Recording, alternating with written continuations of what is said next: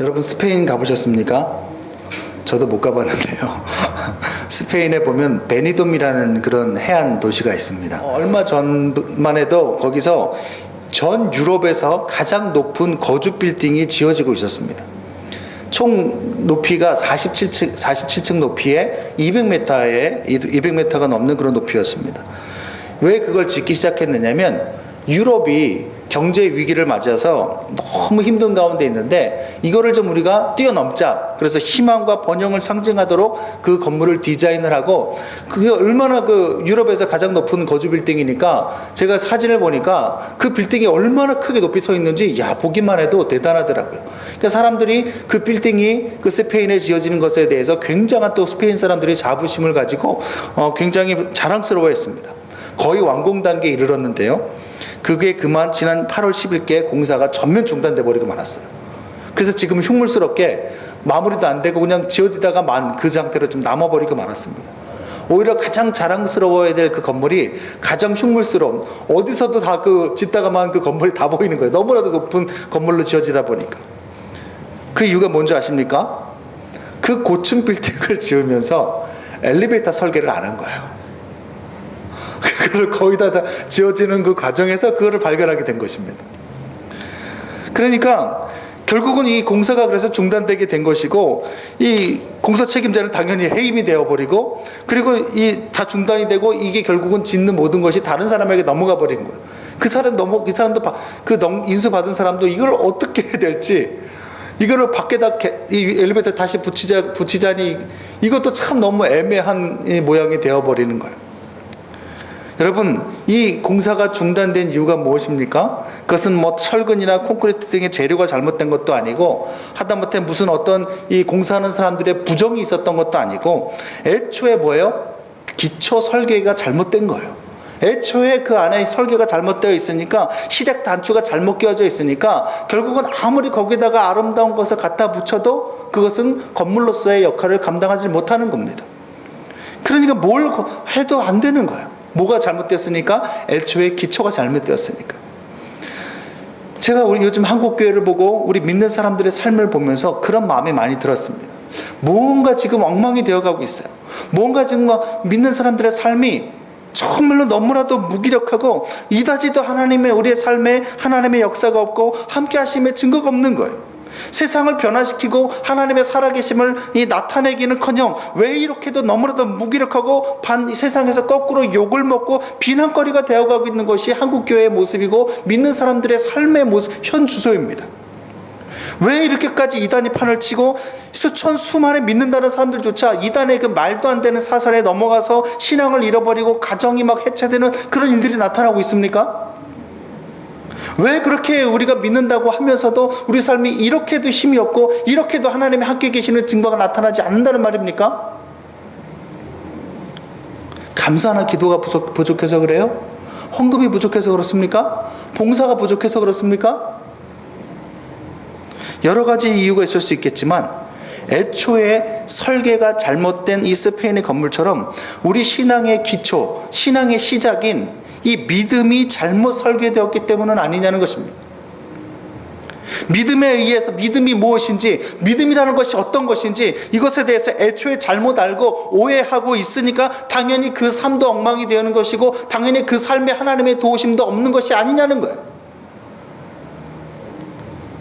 제가요 15년 이상 교회에서 성도님들을 섬기면서 수많은 성도님들을 만나고 상담을 하고 신방을 가고 대화를 했습니다. 그런데 제가 그 수많은 성도님들을 만나서 대화하고 그분들의 신앙의 이야기를 들으면서 느낀 것이 무엇인 줄 아십니까? 한 가지로 귀결이 되는데 너무나도 안타깝게도 믿음의 기초가 너무나도 없다라는 거예요. 믿음의 기본적인 진리에 대한 지식이 너무나도 없다라는 거예요. 그리고 심지어 무지한 정도가 아니라 오해해야 되고 잘못되어 있다는 것입니다. 그래서 더 안타까운 것은 뭐냐면 믿음이라는 것, 자기가 생각하는 나름대로의 믿음 위에 수많은 것들을 쌓아 올렸는데 그 쌓아 올린 것이 너무나도 믿음과는 상관없는 것들이 많이 쌓여 있더라는 것입니다. 안타까운 거죠. 대부분의 성도님들이요, 주일날 교회만 나오면 그 사람이 그래도 믿음이 있는 것이라고 생각을 합니다. 더 나아가서 헌금 잘하고 11조하고 감사헌금 내고 새벽기도 나오면 믿음 정말 좋다고 생각을 합니다. 물론 정말 믿음이 제대로 된 분들이요, 헌금도 잘할 수 있고 주일 예배도 잘 나오고 기도도 많이 하고 뭐 봉사도 많이 할 수 있습니다. 하지만 여러분, 반짝이는 모든 것이 금이 아닌 것처럼 몸만 교회에 있고 헌금하고 봉사한다고 해서 다 바른 믿음이라고 말할 수가 없는 거예요. 얼마든지 믿음 때문이 아니라, 성경이 말하는 바른 믿음 때문이 아니라 얼마든지 종교심으로도 교회에 나오고 헌금 내고 새벽기도 할 수 있기 때문에 그렇습니다. 종교심이라는 게 무엇입니까? 신이 어떤 분인지, 내가 섬기는 절대자가 그분이 나에게 무엇을 원하시는지는 중요한 것이 아니에요. 어떤 사람인지, 신이 어떤 분인지, 그분이 누구신지는 중요한 것이 아니에요. 중요한 건 뭐예요? 그분으로부터, 그 절대자를 통해서, 그 절대자를 섬기고 의지함으로 자신의 어떤 삶의 나쁜 것들을 좀 막고 뭔가 좀 더 좋은 것들을 얻어낼 수 있으면 되는 거예요. 그게 바로 종교심입니다. 신이 어떤 분인지, 그분이 나에게 무엇을 원하는지는 하나도 관심이 없어요. 전혀 필요가 없습니다. 오로지 종교심은 뭐예요? 신으로부터 무엇인가 지금 뭔가 힘을 얻어가지고 의지해서 뭔가 내가 얻어냄으로 인해서 나쁜 것을 막고 좀 더 미래를 좋게 바꾸려는 그런 태도, 그런 믿음을 그런 신앙관을 가리켜서 종교심이라고 얘기합니다.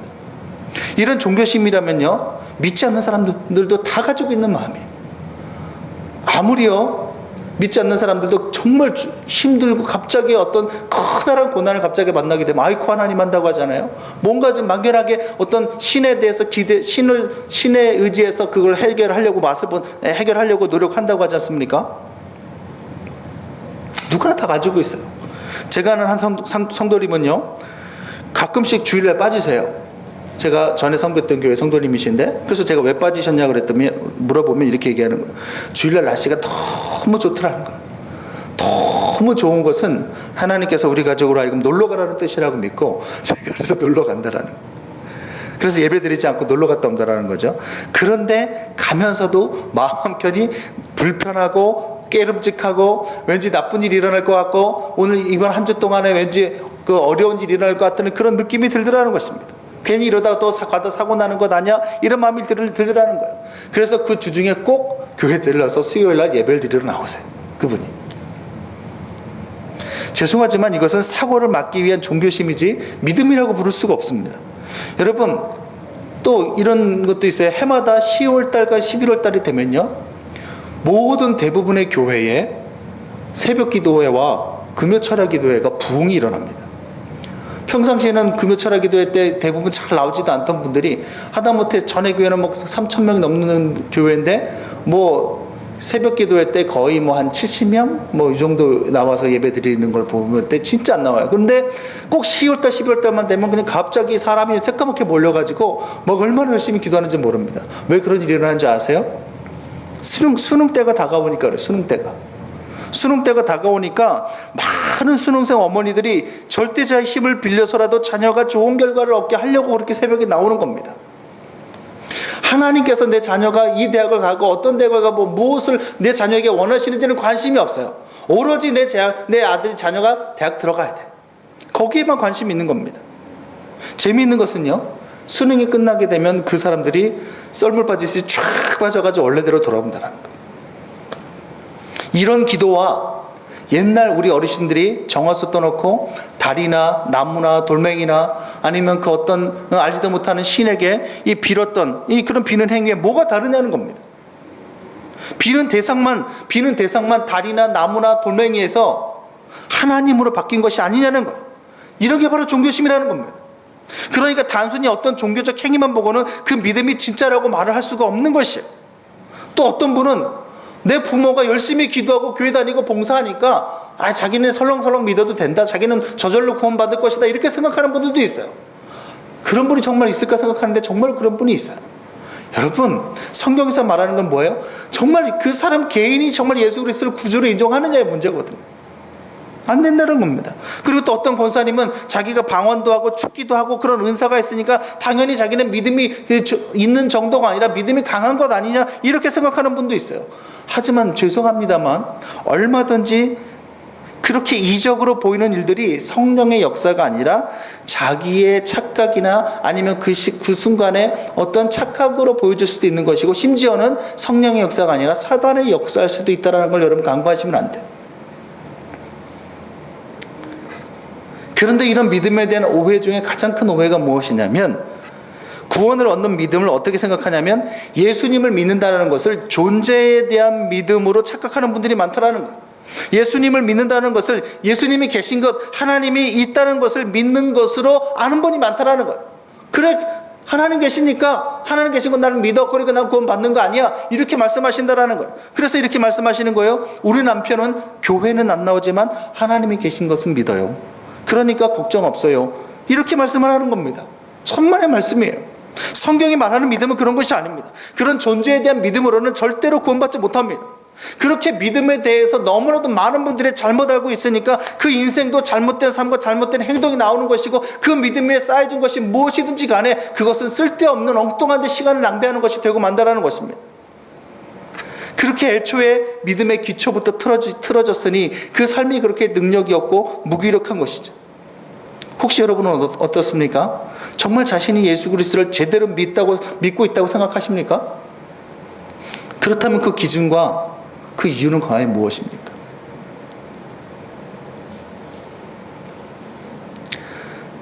그러므로 정말 우리 삶에 정말 하나님이 함께 하시는 그 믿음의 증거가 나타나고 하나님의 역사를 정말 내 삶 속에서 경험하고 누리며 살기 위해서는 이 잘못된, 기존의 잘못된 믿음의 기초들을 무너뜨리고 다시 지어야 되는 거예요.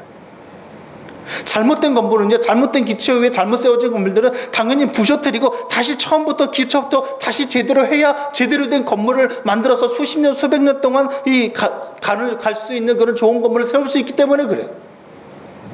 그렇다면 오늘 성경이 말하는 구원 얻는 믿음은 무엇을 뜻하는 것입니까? 세 가지로 제가 간단하게 말씀드리겠습니다. 첫 번째는 존재에 대한 믿음이 아니라, 어떤 병이 나을 수 있다라고 믿는 그런 믿음이 아니라, 성경이 말하는 믿음은 뭐예요? 십자가의 대속을 나를 위한 사건으로 받아들이는 믿음이에요. 2000년 전 십자가에 죽으신 예수 그리스도의 죽음이 바로 나를 위한 죽음이며, 그 죽음과 부활로 내 모든 죄가 씻기고 하나님의 자녀가 되었다라는 것이 마음에 내가 지금 믿어지고 있다면 그 믿음이 바로 진짜 믿음이라는 겁니다. 여러분, 이 사실을 믿으십니까? 예수 십자가의 보혈로 내가 구원받았으며 나는 이제는 죄악된 죽은 사망의 몸에서 벗어나서 하나님의 자녀가 되었고 하나님의 통치를 받는 하나님의 사람이다. 십자가의 보혈이 나를 그렇게 만들었다. 여러분, 정말로 그 사실을 믿으십니까? 아멘 안 하시네요. 여기서 주의할 것이 있는데요, 어려서부터 자주 들어서 익숙해지는 것과 정말 마음에 믿는 것과는 달라요. 특히 모태신앙일수록 이 십자가, 예수 그리스도의 대속교리가 어려서부터 귀에 못이 박혀 있습니다. 그래서 익숙해져 있어요. 그래서 어떤 분들을 보면 믿는다고 착각은 하지만 사실은 믿는 것이 아니라 익숙해져 있더라고요. 그 교리에 너무나도 익숙해져 있는 거예요. 여러분, 어떤 아프리카 사람이요, 초원을 달리다가 길을 잃고 눈도 채 뜨지 못하고 길을 잃고 아마 버려졌는지 이 새끼 사자가 눈도 제대로 뜨지 못하고 완전 새끼 사자가 이렇게 이 초원에서 이렇게 버려져 가지고 이렇게 꿈틀거리는 것을 발견을 했습니다. 그래서 그 눈도 못 뜬 그 새끼 사자를 데리고 와서 집에 있던 커다란 사냥개들 그 새끼와 같이 기른 거죠. 그러니까 어려서부터 이 새끼 사자는 엄마 개의 젖을 얻어먹고 다른 개와 함께 자라다 보니까 이 새끼 사자 역시 개로서 살아가는 그 생활에 익숙해지는 거예요. 그러다 보니까 나중에는 다른 동료 개들과 마찬가지로 개 사료를 먹고, 그리고 다른 동료들과 마찬가지로 이 사자가 점점 자라는데도 땅을 파가지고 뭘 숨기고, 이런 그런 똑같은 습성을 가지고 있는 거예요. 이 사자는요, 자기가 개라고 생각을 하죠. 개라고 믿고 있어요. 하지만 사실은 개의 생활에 익숙해진 것이지 진짜 개가 된 것은 아니죠. 익숙해진다는 것은 이런 것입니다. 어려서부터 너무나도 많이 듣다 보니까 자기도 모르게 자기가 믿는 사람이라고 생각하고 있는 거예요. 제가 그런 사람들을 정말 부지기수로 봤어요. 하지만 십자가 은혜를요, 정말 자신을 위한 하나님의 은혜와 하나님의 능력이 하나님의 사랑으로 믿고 받아들이는 사람은요, 그 갚을 길 없는 사랑을 깊이 경험하였기 때문에 이 세상 어떤 것도 그 사랑과 견주어 바꿀 수 없다는 것을 알고 있습니다. 그렇기 때문에 가장 자신에게 있어서 가장 이 세상에 어떤 소중한 것이라도 주 예수님을 위해서 그 은혜 때문에 내려놓을 수 있고 희생할 수 있는 사람이 정말로 참 믿음을 가진 사람이에요. 이것은요, 익숙해지고 그 십자가 대속교리에 익숙해지거나 믿음을 흉내만 내는 사람은 결코 따라갈 수 없는 것입니다.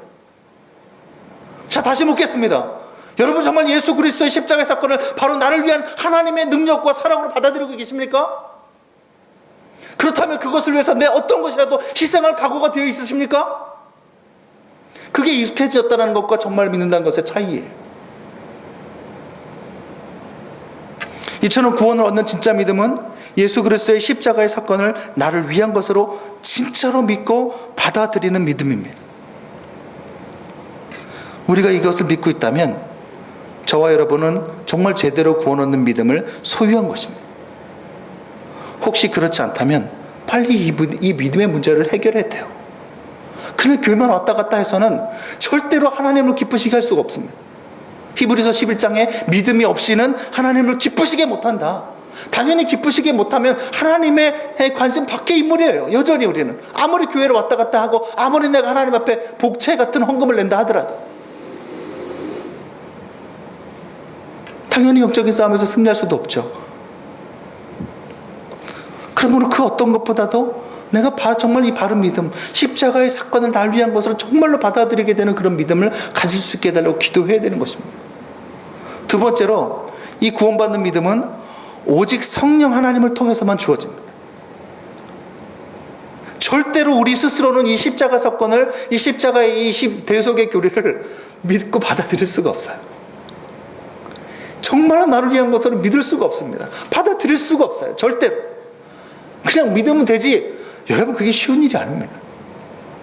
전에 있던 교회에서요, 매우 유명한, 옛날에 있던 교회에서 매우 유명한 국문학 교수님, 아주 오랜 시간 동안 국문학 교수로서 대학교에서 이 후학들을 가르치시던 한 교수님이 오랜 불신 생활을 그만두시고 이제는 자기 아내 되시는 권사님을 따라 교회를 나오신 거예요.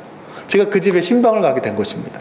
이제는 이제 처음 교회 나오시게 되면 이제 새가족 등록 신방이라고 해서 가게 되거든요. 자, 그래서 이제 그 집에 가서 신방을 드리고 이제 예배를 이렇게 드리고 이런저런 대화를 나누는데 그 70이 넘으신 그 국문학 교수님께서 이렇게 말씀하시는 거예요. 제가 여쭤봤어요. 아니 근데 교수님 어떻게 하다가 이렇게 교회를 또 나오시게 되었습니까? 하나님이 믿어지시던가요? 평생 워낙 이론적인 어떤 이런 것들, 지성적인 어떤 철학적인 것들을 가르치셨던 분이신데, 그랬더니 솔직히 지금도 옛날부터 자기가 하나님이 막연히 계시다라는 것은 내가 마음속에 인정하고 있었다. 그런데 솔직히 지금도 동정녀 탄생이라든가 예수님의 십자가 사건만은 믿겨지지가 않는다. 그냥 교회 나가면 그냥 마음이 너무 편해지고, 이상하게 마음이 편해지고, 그리고 목사님이 좋은 말씀 하시니까 그냥 교회 나간다라는 거예요. 그리고 뭐 특별히 이제 은퇴하시고 나서 할 일도 없고. 그런데 그렇게 내가 정말 믿고 싶어서 노력을 하는데도 이게 너무 황당해서 믿겨지지가 않는다라는 거예요. 너무 황당하다라는 거예요. 그래서 제가 뭐가 그렇게 황당하십니까? 라고 물어봤더니 2000년 전에 죽은 한 청년의 죽음이 어떻게 나를 위한 죽음이 될 수 있느냐는 거예요. 이게 너무 황당무계하고 이건 정말로 이성적으로 상식적으로 말이 안 된다라는 거예요. 아니 어떻게 이미 2000년 전에 죽은 사람이 자기를 살릴 수 있느냐는 거예요. 그것은 마치 2014년 살고 있는 내가 2000년 이후에 4013년에 태어날 내 후손을 살렸다는 것 같이 너무나도 비상식적이고 비논리적인 일이라는 거예요. 아니 너무 황당무계해서 내가 이게 안 믿겨진다는 거예요. 그래서 제가 물어봅니다. 아니 그런데 어떻게 신이 있는 건 막연하게 믿겨지세요? 왠지 그럴 것 같잖아. 이렇게 얘기하시는 거예요. 그것도. 이처럼 사람의 이성으로는요 절대로 믿어지지 않는 것이 십자가의 대속의 사건입니다. 가수 박진영 씨도 비슷한 고백을 했잖아요. 빅뱅 이론과 특수 상대성 이론, 양자 역학, 물리학과 진화론, 찬호론을, 창조론을 다 연구하고 공부를 하고, 그리고 또 이번에는 중동과 이스라엘까지 날아가서 성경과 예수님의 발자취를 찾아서 막 대조해보고, 그러고 결국은 최종적으로 내린 결론이 무엇입니까? 빌 하이베스라든가 아니면 배너의 그 저자가 말했던 대로 정말 이 부인할 수 없는 진리의 힘을 자기가 고백할 수밖에 없더라는 거예요. 야, 이게 정말 진짜 사실이구나. 그런데 이 거부할 수 없는 그 진리가 안 믿겨진다는 거예요. 미치겠다라는 거예요. 그래서 계속해서 그 놀 만큼 놀아봤어라는 그 노래를 들어보면요, Save me, save me. 나를 구원해 주세요. 나를 구원해 주세요. 그래서 이 앨범을 왜 냈냐 그랬더니 나를 좀 믿게 해달라. 나를 좀 하나님께서 하나님이란 말 하지 않지만 나를 좀 구원해 주셔서 나를 좀 믿게 좀 해줬으면 좋겠다 해서 괴로워서 쓴 앨범이 이번 앨범이라는 거예요. 그거는 그 괴로운 가운데 쓴 앨범. 오죽했으면 그러니까 이 앨범 들고 가니까 그 JYP 부사장이 막 욕을 하면서 미쳤냐고 얘기했대잖아요. 이게 되겠냐고. 맞습니다. 사람의 이성으로는요 절대로 이해할 수도 없고 믿어지지 않는 것이 예수 그리스도의 십자가 대속의 사랑이에요. 안 믿겨져요. 이게 어떻게 믿겨요? 어차피 2000년 전에 죽은 사람이 어떻게 지금의 나를 살릴 수 있냐는 거 말이 안 되는 거예요. 그래서 이렇게 믿겨지지 않을 줄 알고 예수님께서 보혜사 성령 하나님을 그래서 우리에게 보내신 것입니다. 이 성령 하나님은 100년, 200년이 아니라 1000년, 2000년, 수만 년, 그리고 영원히 죽지 않고 살아계시는 하나님이십니다. 그 성령 하나님을 우리 안에 보내셔서 십자가의 사건이 정말로 나를 위한 하나님의 사랑의 행동이라는 것을 우리 심장에 직접 증거해 주도록 만들어 주신 거예요. 이렇게 우리는 우리 안에 들어오신 성령님의 증언으로 인해서 정말로 예수님이 나 같은 죄인 때문에 죽으셨음을 받아들이게 되고, 그렇기 때문에 동시에 그 예수님을 죽인 자신의 죄악을 회개하고 참 하나님의 백성으로 살겠노라고 다짐하게 되는 그런 변화가 우리에게 나타나게 되는 거예요. 그러니까 예수님을 믿는 그 순간에, 복음을 듣게 되는 그 순간에 어떤 일이 일어나느냐면 성령 하나님께서 우리 안에 들어오시는 사건이 일어나는 거예요. 이처럼 믿음이라는 것은 우리 안에 성령 하나님께서 들어오셔서 믿게 만들어주시는 사건이라는 것입니다. 단순히 지적인 동의가 아닌 거예요. 익숙해지는 것이 아닌 거예요. 그 성령님께서 십자가의 사건이 참 진리임을 우리 영혼에 직접 증언해 주셨기 때문에 우리가 예수 그리스도를 내 인생의 주인으로 받아들이고 믿게 되는 것입니다. 그래서 고린도전서 12장 3절에 뭐라고 나와요? 성령이 아니고서는 누구든지 예수를 주시라 할 수 없느니라. 그리고 오늘 본문 17절에도 예수 그리스도 성령 하나님을 진리의 영이다 이렇게 얘기합니다. 17절에 그는 진리의 영이다. 우리의 심령 가운데 들어오셔서 진리를 알려주시는 거예요. 놀랍지 않습니까? 어떤 사람은 자그마치 3년이 넘게, 아니면 어떤 사람은 평생 믿고 싶어도 진리에 대해서 연구하고 모든 객관적인 자료를 뽑아서 진리임을 확인하고도 믿겨지지가 않아서 너무나도 괴로워하고 있는데, 우리에게는 하나님께서 성령 하나님을 보내셔서 그 십자가 보혈로 말미암아 나의 모든 죄가 완전히 씻음받았으며 이제는 하나님의 통치를 받는 거룩한 자녀가 되었음을 믿게 하셨으니 말입니다. 놀라운 거예요. 하나님의 은혜인 거예요. 이처럼 참 믿음은 오직 성령님의 내주와 증언을 통해서만 가능한 일이에요. 그래서 예수님은 그렇게도 당신의 제자들에게 성령을 보내줄 테니까 성령을 기다려라. 성령을 기다려라. 너희가 지금 내가 하는 일이, 내가 가는 곳이 무엇인지 아무것도 알지 못한다. 내가 왜 십자가에 죽는지, 내가 왜 이런 고통을 당해야 되는지 너희가 지금은 알지 못한다. 그러니까 너희들 제발 성령을 기다려라. 내가 보내줄게. 그래서 성령께서 오시는 순간 뭘 깨닫게 된 거예요? 십자가의 대속의 의미를 깨닫게 된 거예요. 그래서 여러분, 오순절 성령 강림 때 제자들이 성령을 받은 다음에 그 온갖 나라의 방언으로 한 말이 무엇입니까? 그 말의 내용, 이들이 선포했던 선포의 내용이 뭐예요? 하나님의 큰일, 우리를 위해서 해주신 하나님의 큰일 뭐예요? 예수 그리스도의 십자가의 죽음과 부활. 여러분, 베드로가 그 성령을 받고 한 설교의 내용이 무엇입니까? 너희가 십자가 못 박은 예수가 바로 하나님의 아들 그리스도다. 그 예수 그리스도를 영접하고 예수 그리스도의 이름으로 세례를 받으면 너희가 죄 사함을 받고 구원받을 것이다. 누가 알려준 거예요? 십자가의 죽음이 그런 것이라는 걸 누가 알려준 거예요? 성령께서 오셔서 진리의 영이 알려주신 거예요. 그 10년 가운데 그 살아계신 성령께서 지금 2000년이 지난 지금도 살아계셔서 여러분의 심장에 예수님이 여러분을 사랑하시고 죽으신 것을 여러분의 심장에 경험하게 하신 것입니다.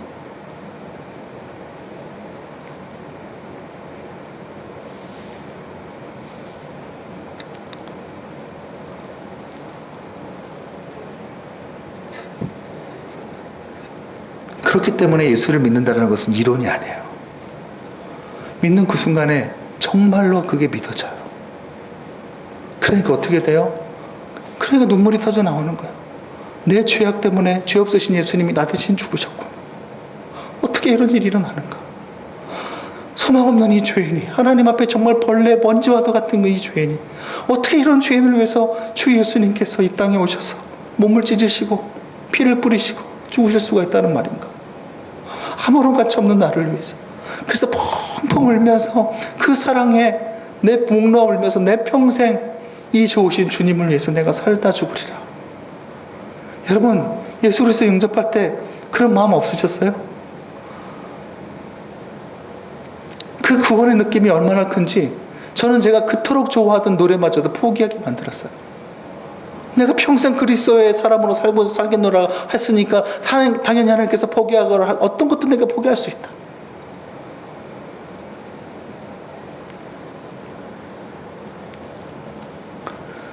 예수 그리스도를 믿는다는 것은 이처럼 성령께서 여러분 안에 들어오셔서 믿게 만드시는 사건.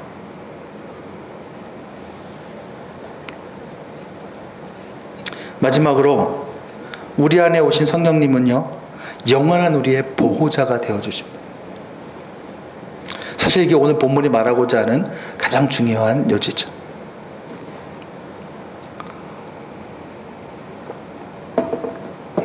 여러분, 보호자가 있다라는 것, 이것만큼 참 귀한 건 일이 없는 것 같아요. 얼마 전에요, 참 너무나도 잔인한 일이 일어났어요. 네이버 뉴스에요, 10개월 된 딸을, 애가 10달밖에 안 됐어요. 완전히 애기죠. 돌도 안 됐으니까. 이 딸을 2달간 방치해서 죽게 한 부부가 경찰에 구속이 되었습니다. 게다가 이 딸은요, 직접 나온 것도 아니고 입양을 한 거예요. 그러니까 처음부터 키운 것도 아니죠. 그런데 부부 사이가 둘이 막 나빠지면서 서로 이제 한 남편이 들어오면 아내는 나가고 아내가 들어오면 남편이 나가버리는, 이렇게 막 거의 별거 아닌 별거를 하다 보니까, 그런데 서로 아이를 돌보지 않고 어느 날 떠넘기고 남편은 부산에 무슨 한 달 동안 뭐 교육받으러 간다고 다 가버리고, 아내는 당연히 남편은 가면서 당연히 아내가 돌보겠지 하고 가버리고, 이 아내 역시도 들어가지 않은 거예요, 집에. 지난 7월 초부터 9월까지 2달간 보호자 없이 이 아이가, 10달짜리 된 아이가 그 더운 찜통 더위 속에서 결국은 굶어서 죽고 말았습니다. 이게 보호자가 없는 사람들에게 일어나는 일들이에요. 영어 도가니에 등장하는 이 장애인 학교 교장과 이 선생들이 어떤 아이들을 택해서 못된 짓을 했다고요? 보호자가 없는 아이들. 못된 짓을 해도 그 누구도 다시 대신 대응해 줄 수 없는 그런 보호자가 없는 아이들만 선택해서 그런 못된 짓을 한 거예요. 이 보호자가 없으니까. 또 얼마 전에는 중국의 한 CCTV에 잡힌 영상인데요, 고아로 보이는 아이가 시장을 지나가다가 차에 치여서 애가 넘어졌습니다. 그런데 보호자가 없으니까 아무도 이 아이를 돌봐주지 않아요. 지나가는 사람도 그냥 뭐 애가 넘어졌다 이렇게 생각하고 하는데, 근데 그 넘어진 아이 위로 수차례 다른 차들이 지나가면서 얘를 계속 밟고 지나간 거예요. 어느 사람도 도와주지 않다가 결국 맨 마지막에 어떤 지나가는 아줌마, 얘가 완전히 너덜너덜해졌어요. 얘를 결국 끌고 와가지고 지금 그 병원에 데리고 가서 지금 생사를 넘나들고 있다고 하는데, 뭡니까? 보호자가 이제 없으니까 이런 일도 일어나는 거예요.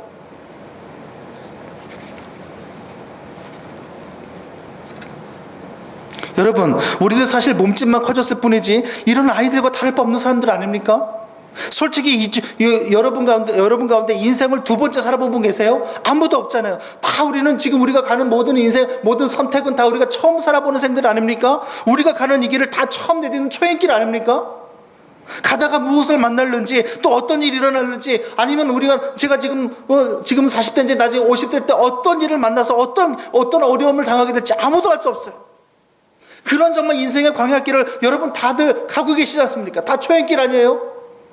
여러분이 강하다고 생각하십니까? 슈퍼맨이에요? 아니잖아요. 그런데 보호자 없이, 도와주는 일 없이 그 길을 간다고 생각해 보십시오.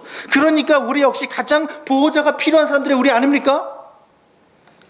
오늘 본문에 나오는 제자들 역시 그런 심각한 어려움과 근심 가운데 처해 있는 거예요. 예수님을 따라가지고 예수님 말씀을 따라서 정말 자신의 처자식을 다 내어버리고 배도 다 던져버리고 예수님을 따라왔습니다. 그런데 오늘 예수님께서 갑자기 식사하던 자리에서 제자들이 발을 씻기시더니 하시는 말씀이 너희들 중에 나 하나가 날 팔 것이다, 이렇게 말씀하시면서 하시는 말씀이 이제 잠시 후면 너희가 내 얼굴을 보지 못할 거다. 난 떠날 거다. 그래, 떠나는데 너희 중에 아무도 내가 그 있는 곳에 따라올 수가 없다. 이 말 듣고 제자들이 충격을 받은 거야. 예수님께서 얼마나 종교 지도자들과 충돌이 있었고 그 종교 지도자들이 예수님을 죽이려고 했는지 누구보다 잘 알고 있는 제자들입니다. 그런데 그런 예수님이 떠나버린다니, 그 예수님이 없어져 버린다니, 우리를 마치 고아와 같이 내팽개쳐버리고 사라져버린다니, 이제 큰일 났다. 이제는 종교 지도자들이 우리의 보호자가 사라졌으니, 슈퍼맨 같은 능력을 가진 예수 그리스도가 사라졌으니 이제 우리를 어떻게 하겠는가? 큰일 났다.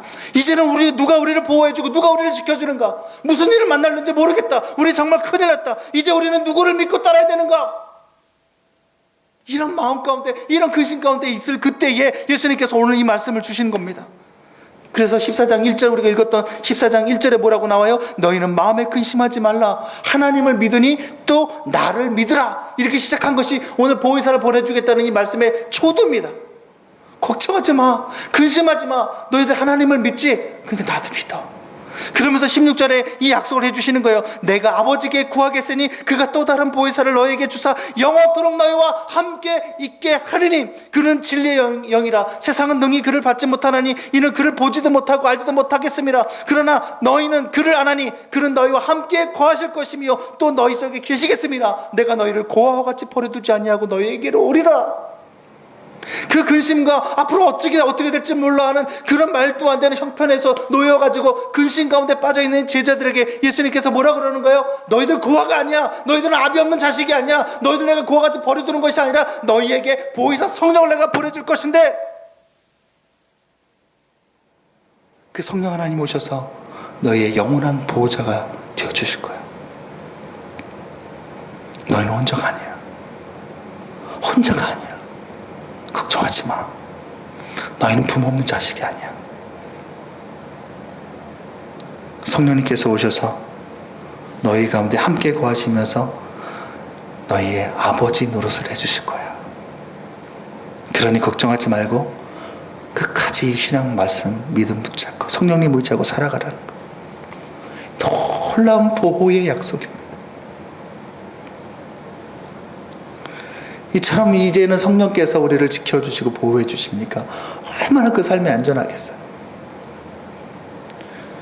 여러분, 우리 막내딸 예아가 얼마 전에 이 밤에 팔이 골절이 되었다고 했어요. 그래서 팔 이쪽에 오른쪽 팔이 골절이 됐는데 부러지니까 이게 움직이지 못하고 퉁퉁 부어 오르잖아요. 제가 누구예요? 우리 딸의 보호자한테. 보호자니까 보호자인 아내와 나는 즉시 막내를 안고, 팔도 움직이면 안 되니까 팔을 수건으로 칭칭 감아가지고 혹시라도 움직일까봐 이 응급조치를 탁 해가지고 병원까지 달려간 거예요. 그러니까 애가 팔이 완전히 딱 이 상태로 딱 간 거죠. 만약에 더 움직이고 그랬으면 내버려 뒀으면 어떻게 됐을까요? 보호자가 없었다면 어떻게 되었을까요? 우리 딸은 아마 평생 이 뼈가 아무렇게나 붙어서 평생 기형의 팔로 살았을 거예요. 이게 보호자가 없는 사람들에게 일어나는 일 아닙니까? 하지만 보호자가 있으니까 우리 딸은 그렇게 합니다. 그 딸이 드디어 이제 6주가 지나서 4주가 지나서 지난 어저께 깁스함으로 어저께 풀러갔습니다. 저는 깁스 푸는 거 처음 봤어요. 처음 봤는데 저는 한 번도 지금까지 팔다리가 부러져 본 적, 골절이 당한 적이 없으니까, 한 번도 그래 본 적이 없으니까 몰랐는데 갔더니 이 동그란 그 톱날로 이거 자르더라고요. 내가 그거 보면서 저 사람 미친 거 아니야? 아니 이게 날이 이게 얼마나 깊이가 얼마나 되는지 알고 잘못해가지고 살이 잘리면 어떡하라고? 내가 막 잠깐만요. 우리 딸 안전점검 좀 하고 가실게요. 그래서 제가 너무 지금 뭐 하시는 거예요? 그랬더니 걱정하지 말라고. 자기가 워낙 많이 해서 이 어느 정도 깊이지를 나래도 다르게 나와 있으니까 걱정하지 말라고.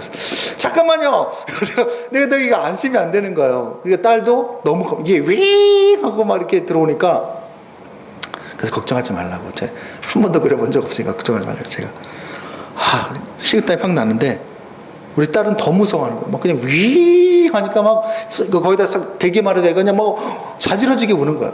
그때 아내도 없었거든요. 제가 우리 야를 보면서 야야 아빠 믿지? 아빠 봐. 얘야 팔 이제 편하게 해주려는 거야.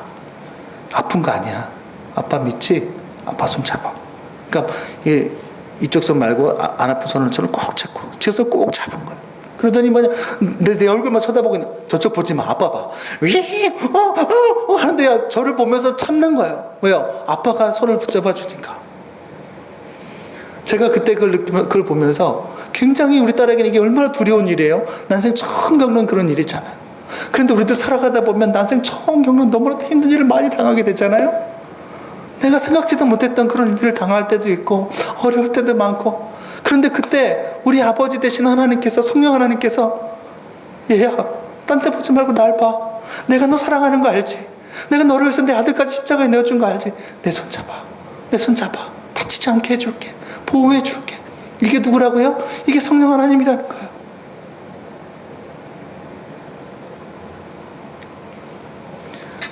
그렇게 온 우주보다 크신 성령 하나님이 예수 그리스도의 영으로 우리 안에 함께 계시고 영원히 떠나지 않는다라는 거예요. 영원히 우리의 보호자가 되어주신다라는 거예요. 여러분 이 지구가 있는 태양계도 굉장히 넓다고 하죠. 그래서 뭐 수금지와 뭐 이렇게 해가지고 우리 외우잖아요. 안 외워요? 오로지 주님만 아시나 보죠. 이 태양계도 그렇게 넓은데 이 태양계 같은 것들이 이 은하계 안에 1천억 개가 넘게 있다고요. 그런데 이 은하계 이 우주에게 얼마나 크냐면 이 은하계 그 크기의 은하계가 또 1천억 개가 넘게 존재하고 또 우주는 계속해서 넓어지고 있대요. 그렇게 넓은 우주보다 크신 하나님이 바로 우리와 세상 끝날까지 함께 하시는 그런 하나님이시고 그렇게 약속해 주시고 실제 우리를 보호하신다라는 거예요. 고아와 같이 버려두지 않고 우리를 지키신다라는 거예요. 그러니까 근심하지 말고 다른 거 의지하지 말고 하나님 바라보라는 거야. 하나님이 얘야 너 나 믿지? 내가 너 사랑하는 거 알지? 내가 너와 함께 해왔잖아 지금까지. 열왕기하 6장에 보면요, 제가 참 좋아하는 성경의 많은 사건 중에서 제가 제일로 좋아하는 사건이에요. 이 사건은 제가 정말 힘들 때마다 이 열왕기하 6장을 항상 펴서 읽습니다. 막 그 읽다 보면요 또 전율이 돋고 또 힘이 나요. 열왕기 6장에 어떤 게 나와 있느냐, 어떤 내용이 나오냐면 하나님의 선지자 엘리사가요 하나님의 뜻대로 사명을 감당하고 사역을 수행하다가 아주 큰 위기를 당하게 되는 사건이 나타납니다. 계속해서 이스라엘 아람 군대가 쳐들어올 때마다 어디로 쳐들어오는지 하나님께 내용을 듣고는 이스라엘 왕한테 알려주니까 거기서 기습하고 있다가 이게 뭐죠? 매복하고 있다가 쳐들어오면 계속해서 물리치는 거예요. 그러니까 아람의 왕이 화가 났어요. 도대체 누가 이런 거를 하는 거냐? 저 엘리사라는 하나님의 선지자입니다. 내가 저놈을 죽이리라. 저놈을 죽이지 않으면 내가 이스라엘을 결코 침략할 수가 없으니. 그래서 그래 엘리사가 어디 있냐? 저기 도단이라는 성이 있습니다. 그래 가자. 근데 그 엘리사 한 명을 잡기 위해서 이 도단성을 둘러쌀 정도의 대군을 파견을 한 사람 잡으려고. 그래서 그 열왕기하에 보게 되면 이제 엘리사와 그 사환이 그 종이 아침에 딱 일어나는데 엘리사 사환이 딱 나가 보니까 세상에 그 아람 군대가 이 도단성을 더 둘러싸고 있는 거야. 완전히 둘러싸고 있는 거야. 그러니까 그 종이 그걸 보고 이렇게 얘기합니다. 아 주인이요, 이를 어쩝니까? 우리는 죽었습니다. 그러자 엘리사가 사환에게 대답을 해요. 두려워하지 말아라. 우리와 함께한 자가 그들과 함께한 자보다 많으니라. 근데 사원이 그 말이 이해가 안 가는 거죠. 뭔 소리 하는 거야 이 사람이 지금. 우리 하나밖에 없는데 지금 당신은 다 단둘인데 어떡하냐고. 지금 당신 죽이겠다고 잡으러 온 저 사람을 어떡하겠냐고. 그런데 그때 사원을 위해서 엘리사가 기도를 합니다. 그러자 놀라운 일이 일어나요. 제가 이 장면에서 막 늘 소름이 돋아요. 기도하여 이르되 여호와여 원하건대 그의 눈을 열어서 보게 하옵소서. 하니 여호와께서 그 청년의 눈을 여심해 그가 보니 불말과 불병거가 산에 가득하여 엘리사를 둘러섰더라. 저는 이 구절을 볼 때마다 막 저늘이 돋아요. 막 용기가 납니다. 겹겹이 둘러싼 아람 군대 뒤로 더 빽빽한 숫자의 불말과 불병거 하나님의 군대가 둘러싸고 있는 거예요. 왜 둘러싸고 있어요? 누굴 지키기 위해서요? 엘리사를 지키기 위해서. 흥분되지 않습니까? 그래서 엘리사가 두려워하지 않는 거예요. 불말과 불병거는 하나님의 지키심과 보호하심을 의미하는 것입니다. 하나님께서 하나님의 현현을 나타내는 거예요. 불말과 불병거 그런 거 없어도 하나님 말씀 한마디라도 얼마든지 이 지구도 흔적도 없이 사라지게 하실 수 있는 능력 가지신 분이기 때문에 숫자로 밀어붙이는 분이 아니에요. 이것은 무엇을 뜻하는 겁니까? 하나님의 현현이요, 하나님의 보호하심이요, 하나님의 사랑과 하나님의 능력을 말하는 것입니다. 여러분이 혼자 있는 것이 아니에요. 막 겹겹이 모든 어려운 일들이 여러분들 둘러싸고 있을 때 그 어려운 일들 주위로 불말과 불병거가 여러분들을 지키기 위해서 둘러치고 있다라는 것입니다. 그래서 제가 이 열왕기하 6장과 함께 참 좋아하는 찬양이 있는데 그게 뭐냐면 찬송가 191장입니다.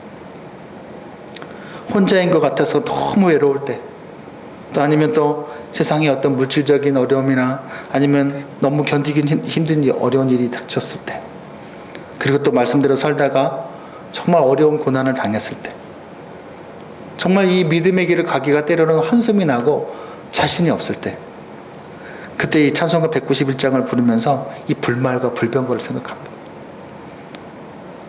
성령이 계시네, 할렐루야 함께 하시네, 좁은 길을 걸으며 밤낮 기뻐하는 것 주의 영이 함께 함이라. 때로는 내가 가는 길이 갈수록 좁아져서 좁은 길이 되고 정말 말로 표현할 수 없는 그런 어려운 일을 당할 때, 그래서 내가 힘을 낼 수 있고 기뻐할 수 있는 것은 주의 영이 주 예수님께서 우리에게 보내주신 그 성령 하나님, 예수 그리스도의 사랑과 은혜를 가지고 나와 함께 계신다라. 나를 지키시고 보호자 되어주시고 보호해 주신다라. 그러니까 그 은혜를 붙들고 또 일어서려고 노력을 하는 것입니다. 그럼 뭐 가슴이 칭해져요. 그렇지, 성령님이 나와 함께 계시지. 온 우주보다 크신 그 하나님이 나를 사랑하셔서 자신의 생명까지 내어주셨지. 그 주 예수님의 성령으로 지금 나를 붙들고 계시지. 영원히 떠나지 않는다고 말씀하셨지. 나를 고아와 같이 버려두지 않으신다고 말씀하셨지. 그걸 붙들고 다시 일어서게 되는 거예요.